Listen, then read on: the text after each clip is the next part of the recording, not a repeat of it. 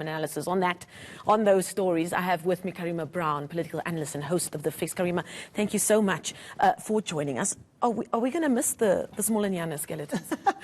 I don't think political parties of any kind here and around the world are without skeletons. I think politicians are always, find themselves in difficult situations. But I think the resignation of Patabile Dlamini is unsurprising. And I think that the issue around whether they're protecting their pensions or not is a big issue, because you obviously have more benefits when you resign as a minister rather than as a member of parliament. And we've seen now Derek Hanekom also resigning. But because it's not like Patabile Dlamini and Derek Hanekom are in the same WhatsApp group, are No, they? not at all. In fact, I think Derek Hanekom is someone to watch. The president did indicate that he's got a special role for him. So I'm quite interested to see what he's going to end up doing. But for me, the news of the day is, in fact, not Patabile Dlamini's resignation. It is the fact that the African National Congress's National Executive Committee, its highest decision-making body between conferences, have taken a decision to launch an investigation into whether or not Ace Magashule was involved in forming a rival political organization.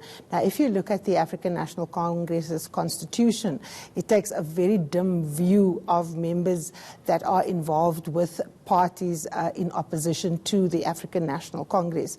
And I think that this is the most serious trouble that he has been in a very long time. If you look at that National Executive Committee, many people constantly remind us how narrow the president's margin is in terms of support. But if that organization, in which the president is supposedly having a very narrow margin, took a decision that the Secretary General of the organization be investigated for the alleged role in forming another party, if that body makes that decision, then it's very, very serious, because the story run by News 24 suggested that it's the National Working Committee. The National Working Committee can only process decisions. It doesn't have original powers. It can't make decisions. So it means that the balance of forces have shifted against Ace Magashule and those who support Ace Magashule.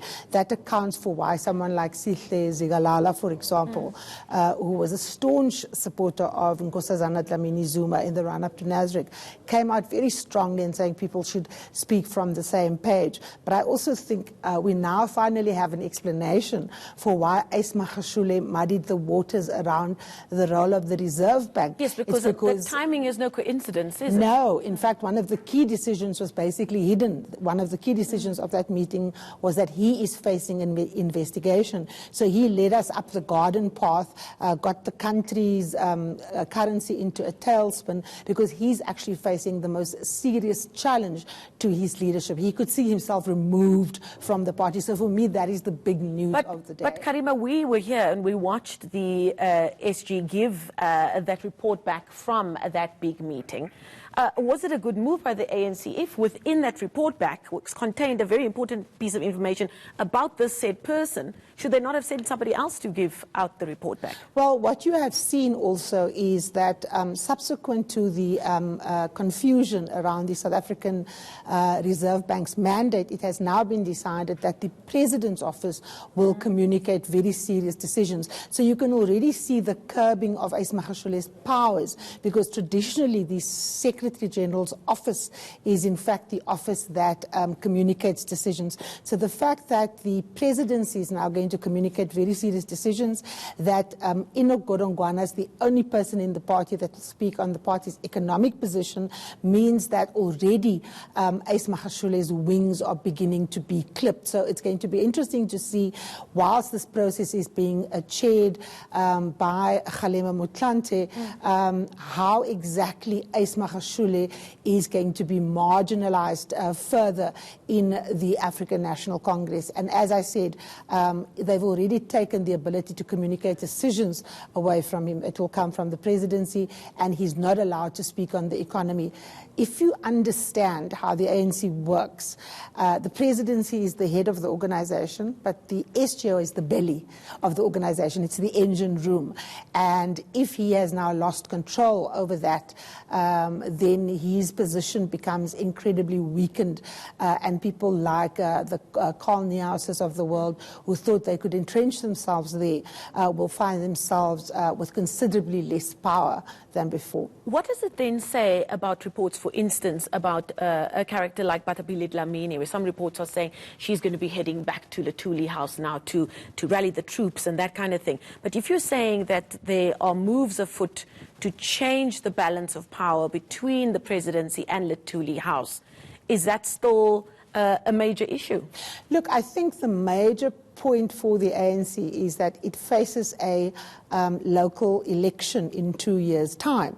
So if the people who were on the list of the ANC that made Cyril Ramaphosa come in for critique from the South African public are seen to be the major organizers, there will be a chasm again between the people and the ANC. And we saw with the national election many people saying this was the last chance for the ANC. So I doubt whether these people are going to be the ones that are going to be leading the campaign. The ANC needs to win back the richest metro in the country, which is Johannesburg. It needs to win back Tshwane, which is the administrative capital, and it needs to win back the psychological heartland of the ANC, which is Nelson Mandela Bay.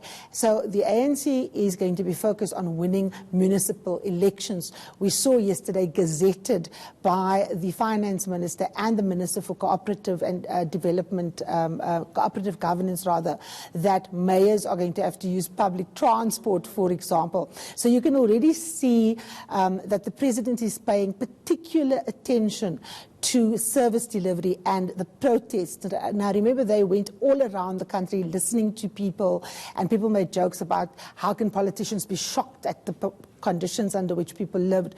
But it sent the ANC a real wake-up call. So I doubt that people like Batabile Dlamini will be given the space in the organization to be able to move counter to the president, because the aim would be to win convincingly and to claw back that which the ANC lost in 2016. I have to wrap right now, but now just very quickly, and they're going to be shouting at me now.